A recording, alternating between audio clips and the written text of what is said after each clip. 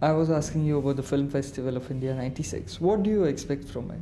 Well, I think at least a wonderful collection of films that is being shown, Indian, French, German, East European countries, American films, British films. So at least it gives the opportunity of people coming together and seeing things, what other countries are making. So it's a very interesting and healthy and wonderful way of observing and seeing what other countries are doing as far as cinema is concerned.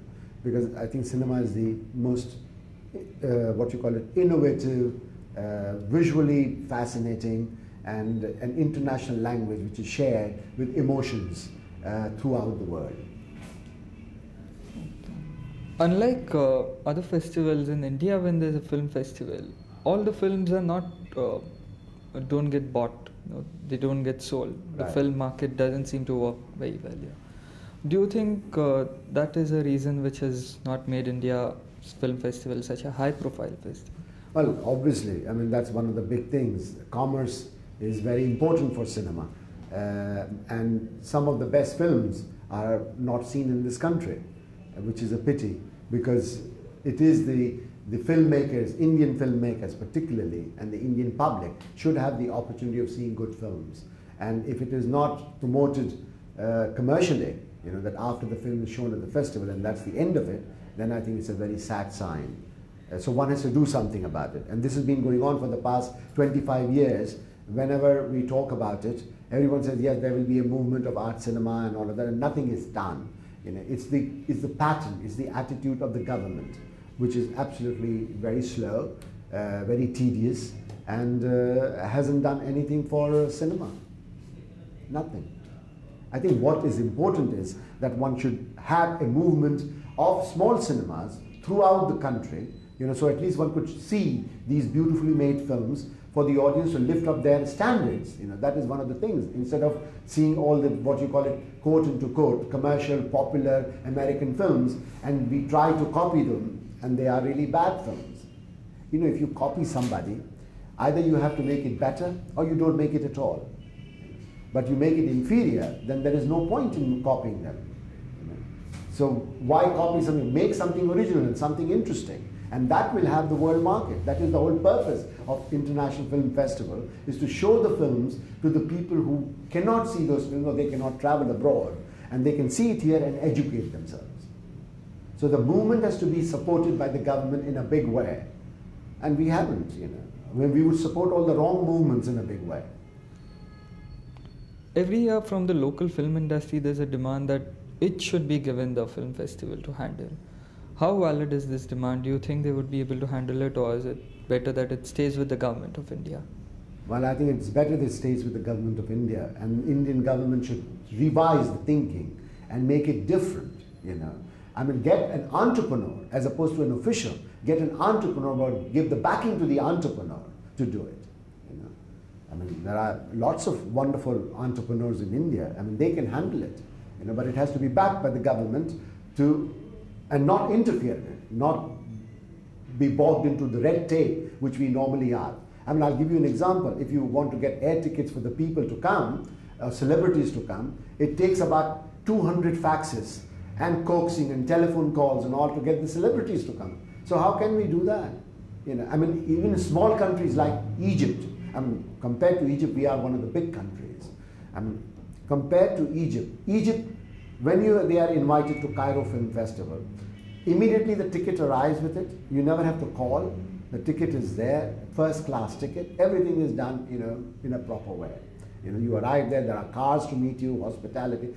And if we are not organized properly, and you have to really badger the festival authorities, what's the point? This is like waste of energy. So there should be an entrepreneur and a proper management of the festival. That cannot be done by the government, because, I mean, knowing our government, you can see it, everything is bogged down in bureaucracy. So it has to be done, in a different way, backed by the government in a full way, If you have a budget for 1 year, you know how much you are spending. So the next year, why does it have to be? Okay, so if you have some special requests, then that's a different thing. But the budget is there. If you're going to spend 2 crores of rupees or 5 crores of rupees, it is there. So then you don't have to go again and again about it, you know. Okay. Where do you think Indian mainstream cinema stands as far as film festivals are concerned? Indian cinema stands as international film festival is concerned? Indian mainstream cinema. Mainstream commercial, popular cinema. Where does it stand as far as film festivals? International film festival. Well, it stands on a very low level.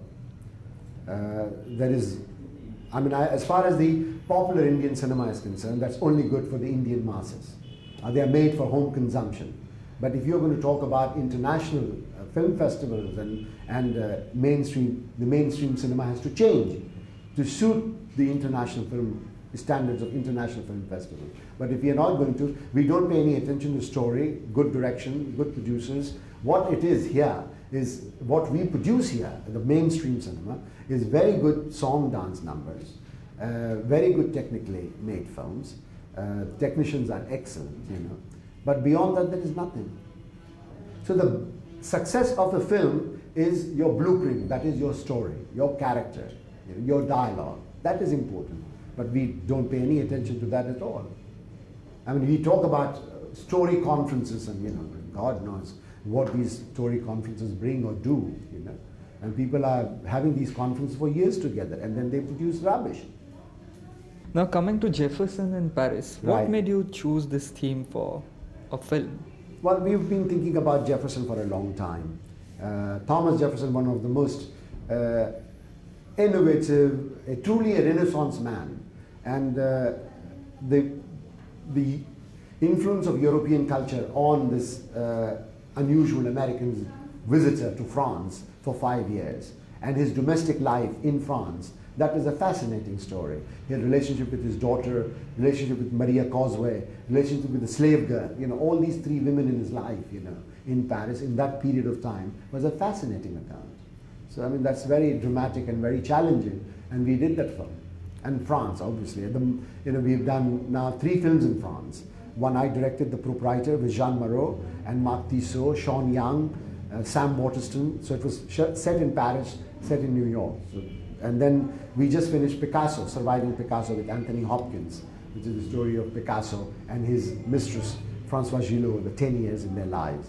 Now, as far as Jefferson in Paris is concerned, what kind of research went into this? Or did you base it on any existing book? Oh, there are hundreds of books written on Jefferson, and a lot of research went into it.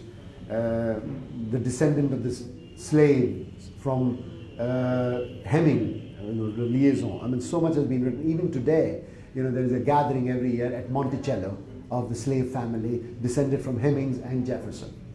So, I mean, there's a lot has been written about it. There is a lot of, and Ruth Jabwala, this wonderful writer of ours, you know, she did 2 years or 3 years for research, and then the script was written on the basis of that research.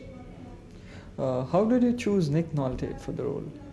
Well, Nick Nolte is a wonderful actor, you know, and he's done, you know, Lorenzo's Oil. I don't know whether you ever saw that film. He's a wonderful performer, and subtle and just quite unusual. Because, you know, first of all, actors who are talented, they have a certain kind of a successful image, you know, because they do certain things, you know. But when you go against the grain and do something different, you bring out the kind of sensitivity, you know.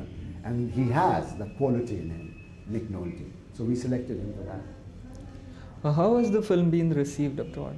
Well, there was a big controversy, as you know, that the Americans never accepted the idea of a white man or a president would have an affair with a slave girl, and that too also a slave girl who was only 15 years old. So it did not receive good notices, and I feel that this is one of our best films. In general, what do you think makes a film festival a success? When does it qualify as a success? Well, it's such a big selection of films. I mean, you have to have films that speak, again, a proper story, you know, and I think we have the benefit because all the film festivals like Cannes, Venice, Berlin, London, New York, you know, the film festival, you can make a selection from these, you know. I mean, it's hard to get some of the film because producers don't want to, as you said earlier on, because there is no chance of any commercial distribution here, so they don't want to, they're reluctant. But if there would be some chance, or at least Doordarshan would take these films, you know, that at least there will be a series selected from the International Film Festival and some money is paid to them, they will be more willing to come and participate. So something has to be done by Doordarshan as well. The director of Doordarshan should make that, yes, let's select some of the films, or at least out of the 30 odd films that are shown, at least show 15 of them on television. And they are worth showing, you know, with subtitles, you know, if you want to, in Hindi. Where does the International Film Festival of India stand in terms of other film festivals? You know?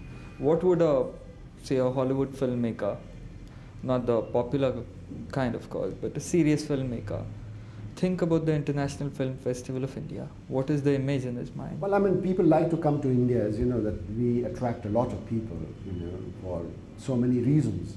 And it's one of the countries which is hospitable, which is wonderful to visit, it's beautiful. So people want to come to India. You know. But the other thing is that as far as the standing is concerned, it doesn't give them any additional bonus as such, except their visit, you know. And if there would be some commercial reason attached to it, you know, then obviously it gives them even more incentive to come. But at the moment there isn't, you know, and one should try and think about that. And people, you know, incentive, I mean, where it stands, I mean, yes, it's wonderful to have a film festival. It's a very good idea because it gets the opportunity for our young filmmakers or our filmmakers to see the films of other people or other countries, other actors, you know. But in the long run, there is no advantage as such. You know. But let's say Cannes Film Festival, there's a big, huge market, a commerce, you know. It's a big commerce. If you're shown at the film festival in Cannes, your film has all chance of making 100,000 admissions more at the box office, you know. And there are sales agents who come, distributors who come. So if a new film is, a young filmmaker has made a new film, there's always a chance of selling those films to the distributors. Well, there are no distribution here. There is no film market as such.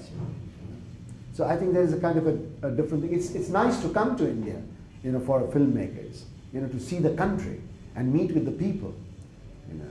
But as far as commerce or, you know, some other incentives are concerned, unless they are provided, you know, and there is a reason that we could provide them, but we haven't done anything like that.